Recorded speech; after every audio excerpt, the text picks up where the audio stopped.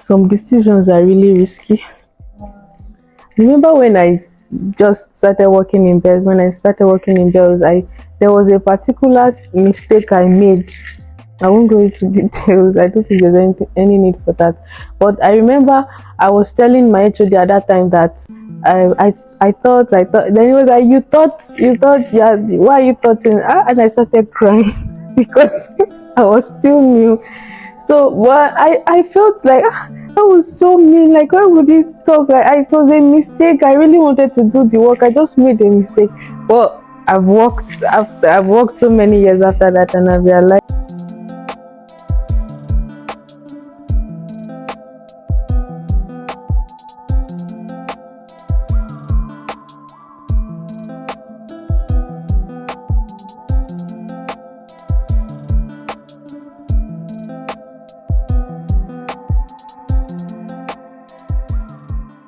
Told me that. When they told, why didn't you verify? Because that's why you must be dependable enough for me to take your report. Consider it. Consider your argument and approve. That the talk can very lonely. You tell me just, yeah, I tell you just, I won't be able to sleep. The parent came one time, rolling on the floor. The parent came one time, rolling on the floor. That was the student who was expelled.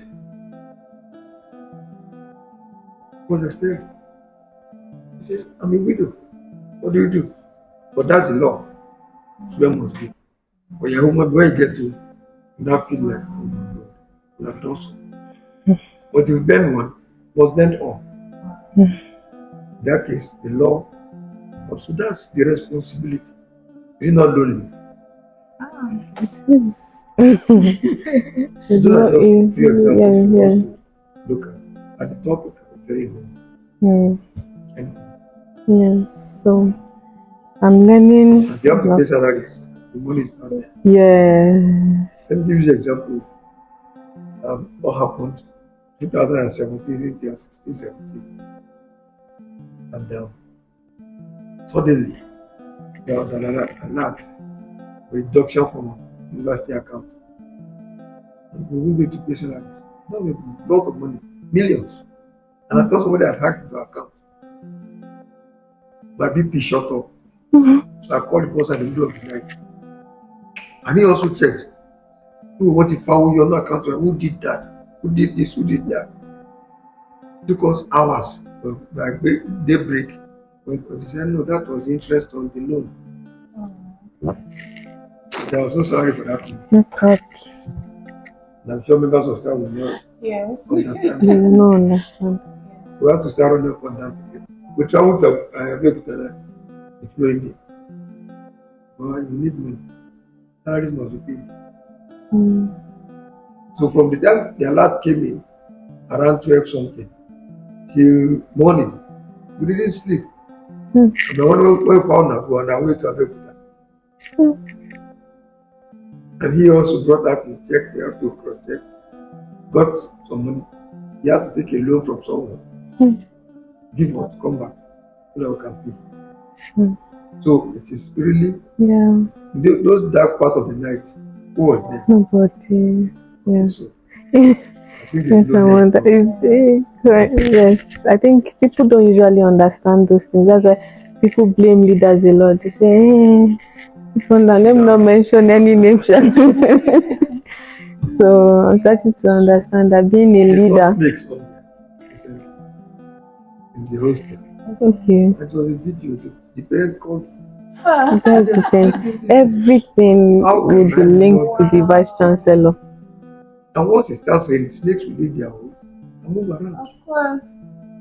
You didn't keep the place well. So. Where did they have your number? Okay. What if I was sleeping at that time? Yeah. Maybe after eating the seat. Exactly. The boy just waking up. Wow. And decides to call me. That's the house. Wow.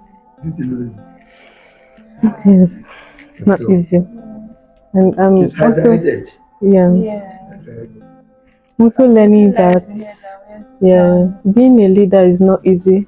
and you can't be emotional. You have to take decisions. Some decisions are really risky. Remember when I just started working in Bells? When I started working in Bells, I there was a particular mistake I made. I won't go into details. I don't think there's any need for that.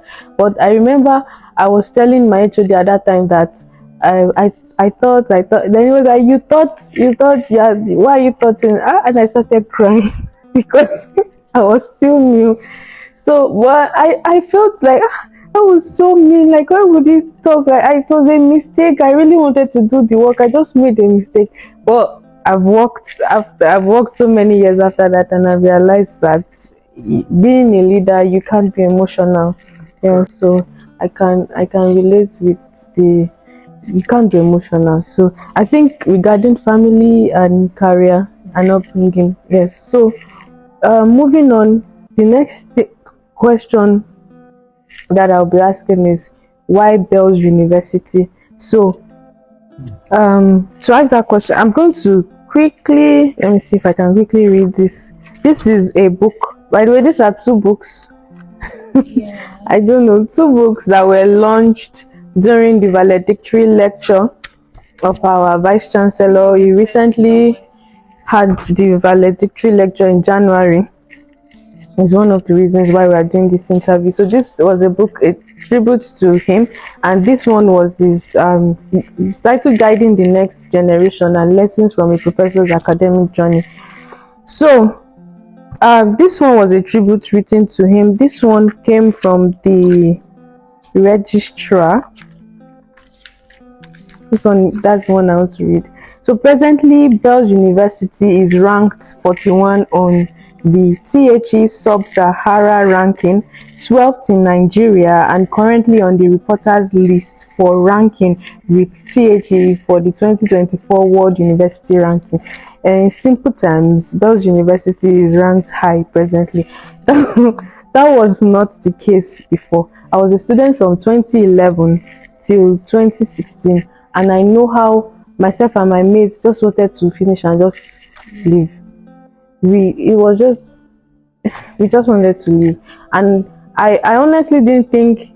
I don't think any of us ever thought anything good would come out of Bells University. So it brings me to my next question: why Bells, and why did you choose Bells? Why did you choose to be the VC of Bells University? And I think from the valedictory lecture, I'm aware you had other options. So why did you go for Bells? Was it God? So why did you go for Bells? Well, thank you for reading the books. One thing is about writing, another thing is whether people read it. And then there is a bit that the proprietor also read it. You mentioned page 44. When you said page 44, you said this and you should have given credit to yourself, not to me, not to the promoter. That meant you read it. Yes. You are alluding to some of these things you meant Yes. you read it. Yes. Because you write and nobody reads. Nobody has read it. Yes. Okay. Thank you for reading. Thank you for doing that. In 2016, I attended 2 interviews. Right? Reading University, I was working there then as the Dean of the Faculty of Engineering. And they advertised for the position of Vice Chancellor. And around that time also, Bells advertised. So I applied. And I was invited for interview in Adeleke. There were 14 of us cheating. And at the end of the interview, this will always leak out. We got information that 2 of us were tops. The 2 of us got 85. Also, I came for interview here. And, from the tone of the panel at that time, the questions they asked were practical questions. And I was certain that the answers I gave much more than they were asking. but I've been deputy vice chancellor. So when they ask questions, the theoretical aspect of it, they give.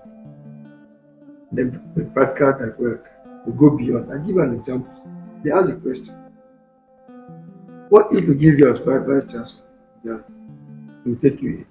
And while traveling to Abuja, there's crisis on ground. Students are rioting. What will you do? And you're on your way to Abuja. So if the flight has not taken off, I'll be on my way back. I will call the registrar, call the principal officers, please rally them around Kuala, and I will be on minute by minute contact with them. When I get back here, we meet with the heads. That's resolved. That's theoretical. I told them that in real practice, it shouldn't happen that the VCB on its way, that's when the crisis will come. If you have security information, the security will have told him 1 or 2 days before that trouble is brewing somewhere. Wow. So if you had planned to travel, you will not. Wow.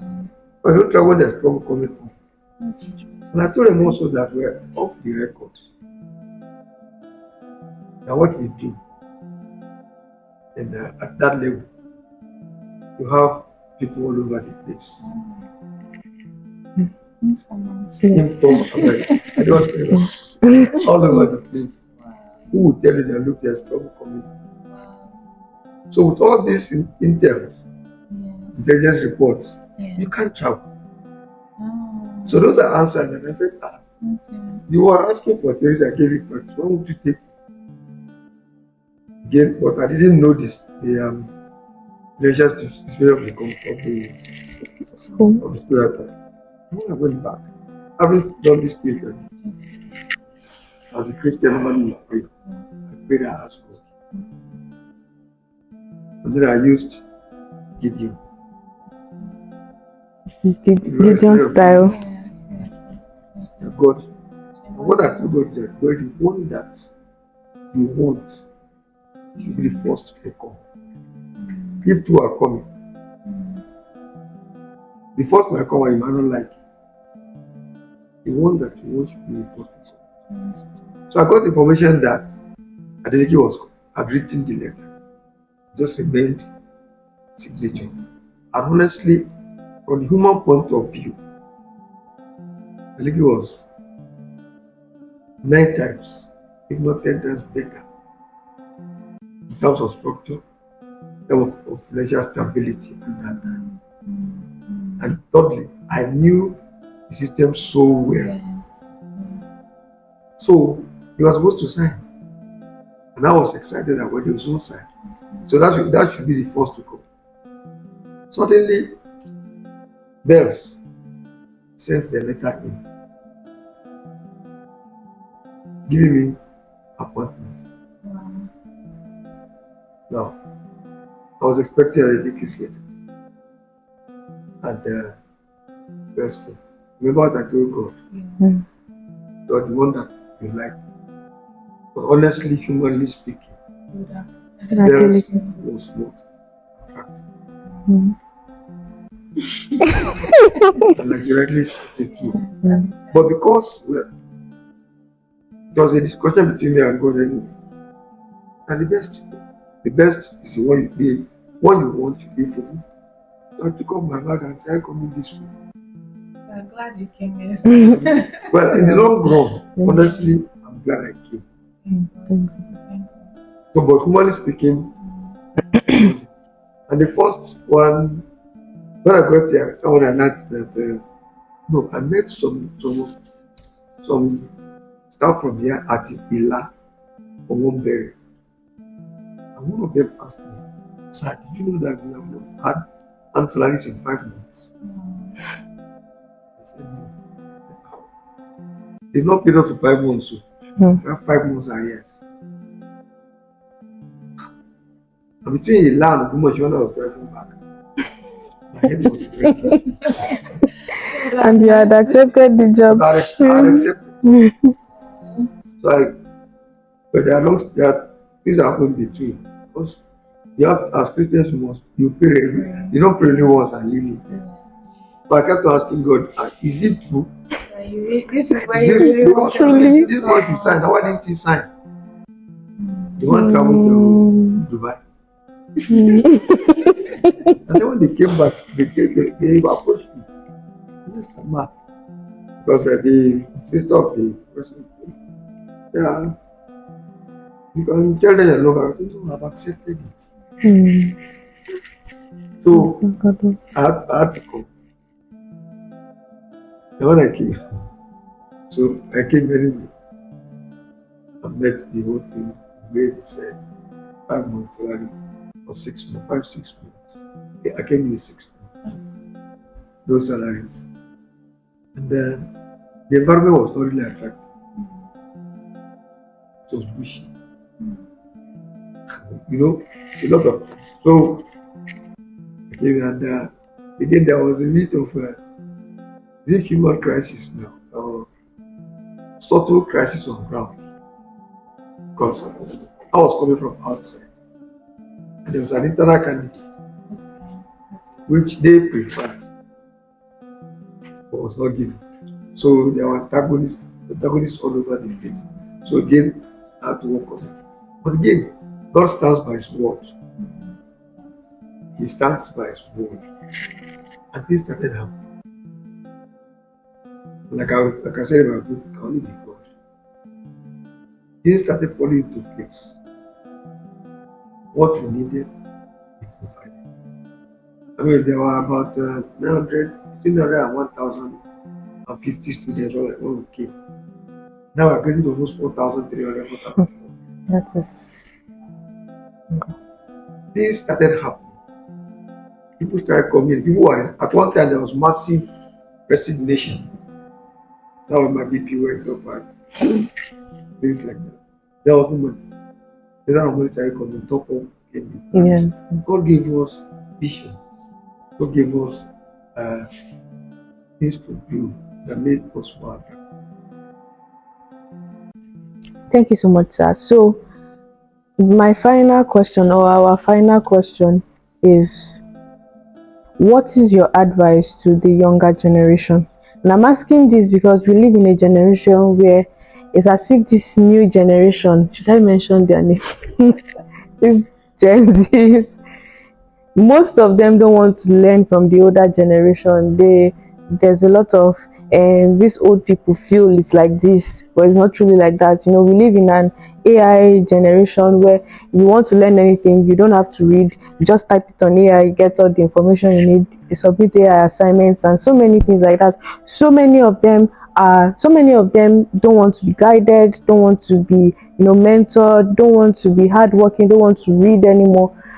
But you're looking at this book that you wrote, Guiding the Next Generation. I see a lot of you wanting to nurture the next generation. So what is your advice to the next generation? Thank you very much for that question. And that was what triggered the book. To write the book and added to that. But again, qualitative lectures usually sometimes can be technical. You go there and speak all this. But the important is, what are the lessons that can be learned in your 45 years of working? What have you observed? What is the missing links? What are the gaps? You mentioned quite a number of the gaps already. Students don't want to work. And as an engineer, I look at it from this.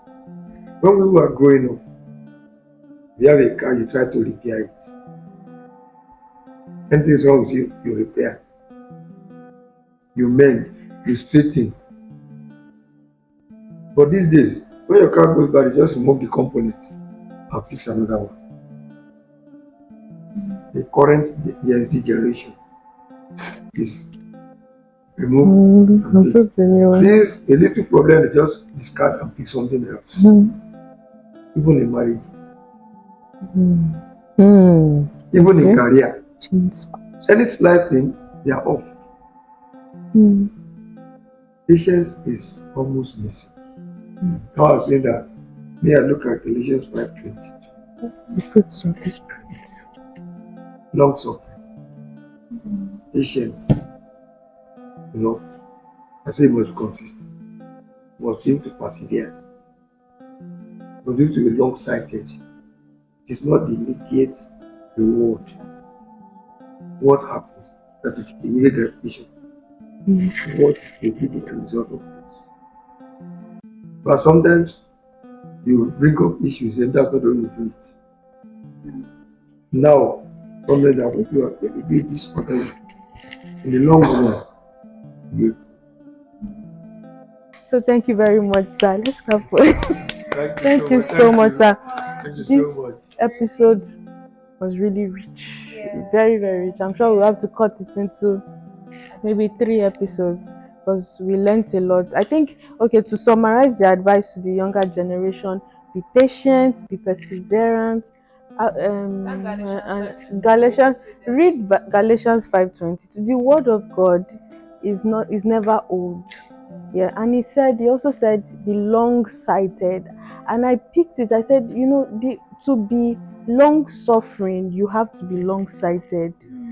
Very true. When you can see far, then you can To make suffer long. My God, In the sense of suffering. yes. And he said, when you're turning and when you're going fast and you're in a bend, then you need to slow down, something like that. Yes. So it's like we become wiser in this, this short time. We become wiser from this episode. Yes. And I'm sure you guys are watching have learned a lot too. So so episodes like this would be coming up in the 360 live show. So you guys just stay tuned, and information on how to get the book would be put in the description box below. So just stay tuned for that. And so I guess we are done with this episode. Thank you very much, sir. Thank you very much to my sister, the special co-host. Thank you for having me. And if you guys want to see more of her, you can put the comment below. If you like the video, please don't forget to like the button. That's how people will actually know that you like the video. Then subscribe if you have not subscribed. Share to others. I'm so sorry that I keep saying this. Share to many young people. It's not only for the older ones. I know many older ones would want to watch this, but even the young people too. We are the ones that will build the future. So share to as many young people as possible. They need to hear more of this. So thank you all for watching. Thank you, sir, for being here. Please, sir, can you say a short word of prayer so we end the episode? Thank you, sir. It's 360. Light show, the 360 light show. It's just going to thank you once again.